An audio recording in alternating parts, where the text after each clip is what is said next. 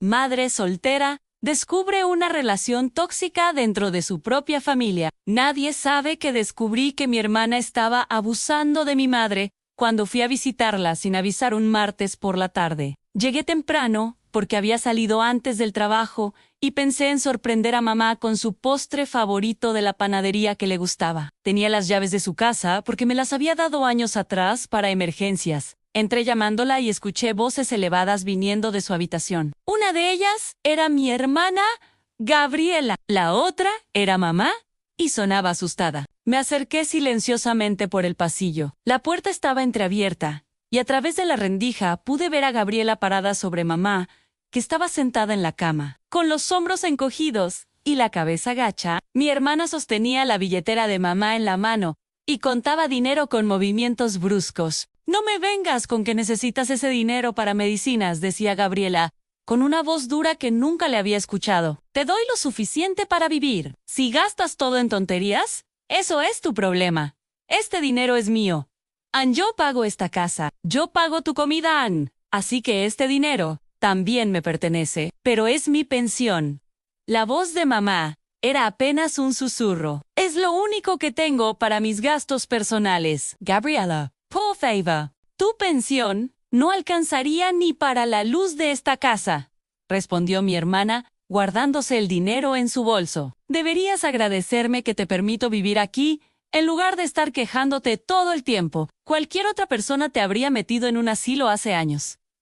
Empujé la puerta completamente abierta. Gabriela se volteó sobresaltada. Mamá levantó la vista y vi vergüenza en sus ojos. Vergüenza de que su otra hija la viera en esa situación humillante. «¿Qué está pasando aquí?», pregunté, aunque la respuesta era obvia. «Acabas de quitarle su dinero a mamá». Gabriela recuperó rápidamente la compostura. «Eso no es asunto tuyo. Yo vivo aquí y manejo las finanzas de esta casa. Tú apenas apareces una vez al mes, así que no tienes derecho a opinar sobre cómo funcionan las cosas. Robar la pensión de mamá no es manejar finanzas», dije sintiendo cómo la rabia me calentaba el pecho. «Es abuso. Es robo. Devuélvele su dinero ahora mismo». Mi hermana se rió en una risa áspera y sin humor. «Claro, ahora apareces jugando a la heroína. ¿Dónde estabas tú cuando mamá se cayó y se rompió la cadera? ¿Dónde estabas cuando necesitaba ir al doctor 3 veces por semana? Yo soy quien la cuida. Yo soy quien dejó mi trabajo para estar aquí tiempo completo. Así que sí, tomo lo que necesito de su pensión como pago por mis servicios. Eso no es lo que acordamos». La voz de mamá era más fuerte ahora. «Dijiste que te mudarías aquí para hacerme compañía, que yo pagaría la mitad de los gastos con mi pensión. Nunca hablamos de que tomarías todo mi dinero. Los acuerdos cambian», dijo Gabriela con frialdad. «La realidad es que cuidarte es un trabajo de tiempo completo. No puedo conseguir empleo porque alguien tiene que estar pendiente de ti, así que o aceptas esto o buscamos un asilo donde puedas vivir con extraños que definitivamente te van a tratar peor que yo. Sal de aquí», le dije a Gabriela señalando la puerta. «Sal ahora mismo y no vuelvas hasta que podamos hablar civilizadamente sobre esta situación». «Esta es mi casa también», respondió desafiante. «No puedes echarme. Es la casa de mamá», corregí. «Y si no sales voluntariamente, voy a llamar a la policía y les voy a mostrar el video que acabo de grabar de ti, robándole su dinero y amenazándola con meterla en un asilo». Sostuve mi teléfono en alto. Había estado grabando desde que abrí la puerta completamente. Vi cómo los ojos de Gabriela se agrandaban al darse cuenta. «Eres una perra», escupió las palabras. «Siempre fuiste la consentida, la que podía hacer lo que quisiera mientras yo tenía que quedarme y cargar con las responsabilidades». Salió de la habitación, azotando la puerta. Escuché sus pasos furiosos por el pasillo. La puerta principal abriéndose y cerrándose con violencia, luego su auto arrancando en la entrada. Solo entonces me permití respirar. Me senté al lado de mamá en la cama. De cerca podía ver cosas que no había notado en visitas anteriores. Había perdido peso. Tenía moretones en los brazos que parecían demasiado estratégicamente colocados para ser de caídas accidentales. Su ropa estaba vieja y desgastada, cuando yo sabía que su pensión era suficiente para comprar ropa nueva ocasionalmente. ¿Cuánto tiempo? Pregunté suavemente. ¿Cuánto tiempo ha estado pasando esto? Mamá empezó a llorar en 6 meses. Quizás más al principio, solo tomaba un poco de dinero. Decía que necesitaba para pagar cuentas de la casa. Yo entendía, pero luego empezó a tomar más. Y cuando le pregunté, se enojaba. Me decía que era malagradecida, que nadie más querría cuidarme, que tú estabas demasiado ocupada con tu vida y tu hija para preocuparte por mí. ¿Por qué no me dijiste? Sentí como mi propia voz se quebraba. Mamá, ¿por qué no me llamaste para contarme? Tenía vergüenza, admitió limpiándose las lágrimas. Y Gabriela decía que si te contaba, me ibas a meter en un asilo, tú también. Que ninguna de ustedes realmente quería la carga de una vieja enferma en Pasacredo. Nunca haría eso. La abracé sintiendo como sus huesos sobresalían más de lo que debían. Jamás te metería en un asilo contra tu voluntad, eres mi madre. Te amo. Y lo siento tanto por no haber venido más seguido, por no haber visto las señales. Esa noche me quedé con mamá. Pedí comida porque el refrigerador estaba casi vacío, a pesar de que Gabriela supuestamente estaba usando la pensión de mamá para pagar comida. Revisé todas las cuentas y descubrí que Gabriela había estado tomando mucho más que la pensión. Había vaciado la cuenta de ahorros de mamá. Había usado sus tarjetas de crédito hasta los límites. Había incluso intentado refinanciar la casa a su nombre. La magnitud del robo era asombrosa. No era solo una hija aprovechándose un poco. Era un saqueo sistemático de todo lo que mamá poseía. Y lo había hecho mientras la manipulaba emocionalmente, haciéndola sentir que era una carga que debía estar agradecida de que alguien tolerara. A la mañana siguiente, contraté a un abogado especializado en abuso de ancianos. Le mostré el video. Le mostré los registros financieros. Le conté sobre los moretones y la pérdida de peso. Él escuchó todo con expresión cada vez más seria. Esto es un caso claro de abuso financiero y posiblemente físico también, dijo finalmente. Su hermana ha cometido múltiples delitos: robo, fraude, extorsión. Si su madre está dispuesta a testificar, podemos presentar cargos criminales, además de civiles, para recuperar el dinero. Mamá no quería al principio. Seguía siendo su hija. Seguía amándola a pesar de todo. Pero cuando le expliqué que si no hacíamos algo, Gabriela probablemente escalaría el abuso o intentaría tomar control legal completo de sus finanzas, finalmente accedió. Los días siguientes fueron caóticos. Gabriela regresó a la casa exigiendo entrar. Había cambiado las cerraduras. Le dije a través de la puerta cerrada que podía recoger sus pertenencias personales con supervisión policial o podía esperar a que el alguacil se las entregara cuando la desalojáramos legalmente. Eligió gritar amenazas durante 20 minutos antes de finalmente irse. Me mudé temporalmente a casa de mamá con mi hija Camila de 9 años. Le expliqué que la abuela necesitaba ayuda y que íbamos a quedarnos con ella un tiempo. Camila adoraba a su abuela y se emocionó con la idea. No le conté los detalles sórdidos de por qué, solo que la tía Gabriela no iba a venir más. Lentamente empecé a ver a mi madre recuperarse, con comida regular. Y sin el estrés constante de los abusos de Gabriela, comenzó a ganar peso.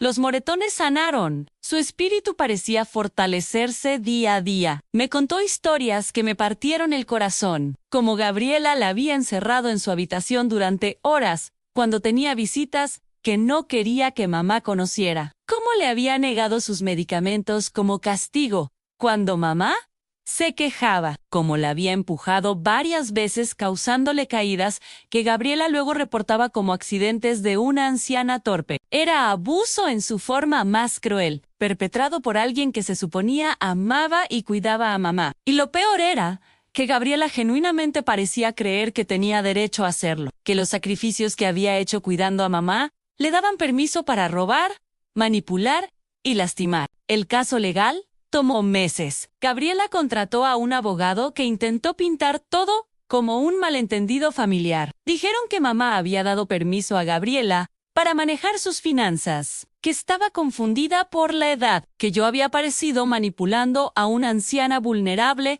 para quitarle el control a la hija, que realmente la cuidaba. Pero teníamos evidencia sólida: el video de Gabriela robando y amenazando, registros médicos que documentaban pérdida de peso, y lesiones inexplicables durante el tiempo que Gabriela vivió con mamá. Testimonios de vecinos que habían escuchado gritos y habían visto a mamá pidiendo ayuda desde ventanas. Registros bancarios que mostraban el sistemático vaciado de todas las cuentas de mamá. El juez falló completamente a nuestro favor. Gabriela fue condenada a devolver todo el dinero robado más intereses y daños. Recibió sentencia de probatoria y orden de restricción que le prohibía acercarse a mamá o a Mian. Además quedó registrada en el sistema de abusadores, lo que significaba que nunca más podría trabajar cuidando a ancianos o personas vulnerables. Después de la sentencia, mi tía Norma, hermana de mi madre, me llamó furiosa. «¿Cómo pudiste hacerle eso a tu propia hermana?», gritó por teléfono. «Arruinaste su vida. La pusiste en ese registro como si fuera una criminal, cuando solo estaba haciendo lo mejor que podía cuidando a tu mamá». «Era una criminal», respondí con calma. «Robó decenas de miles de dólares. Abusó física y emocionalmente de una mujer de 75 años. Eso no es cuidado. Eso es explotación. Y me sorprende que tú, como su hermana, no veas la diferencia. Tú nunca entendiste las presiones que Gabriela enfrentaba», continuó mi tía. «Dejó su vida para cuidar a tu mamá, Merek, y a compensación por eso». «Compensación sí», respondí. «Abuso no». Si Gabriela necesitaba dinero por sus servicios de cuidado, debió haber negociado un arreglo justo y transparente. No robar en secreto mientras manipulaba a mamá, haciéndola sentir que no tenía opciones. Esa es la diferencia entre un cuidador pagado y un abusador. Mi tía colgó sin decir más. Varios familiares tomaron el lado de Gabriela. Decían que yo había exagerado, que las familias debían resolver sus problemas en privado, que involucrar al sistema legal era traición.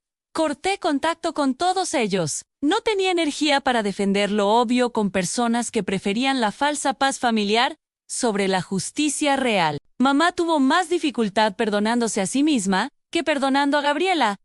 Se culpaba por no haber sido más fuerte, por haber dejado que el abuso continuara tanto tiempo, por no haberme llamado antes. Pasamos muchas noches hablando sobre víctimas y abusadores, sobre cómo la manipulación funciona lentamente erosionando tu sentido de realidad hasta que aceptas cosas que nunca habrías tolerado al principio. Un año después, mamá está saludable y feliz. Recuperamos la mayoría del dinero robado, aunque algunos gastos nunca se pudieron rastrear. Tiene una cuidadora profesional que viene 3 veces por semana para ayudarla con cosas que necesita. Yo la visito 2 veces por semana, y Camila pasa los fines de semana con ella frecuentemente. Es el arreglo que debimos haber tenido desde el principio. Gabriela intentó contactarme una vez violando la orden de restricción. Me mandó un mensaje largo diciendo que lo sentía, pero también culpándome por haber destruido nuestra familia. Decía que si yo hubiera ayudado más desde el principio, ella nunca se habría sentido tan resentida y desesperada, que yo la había obligado a tomar medidas extremas por mi negligencia.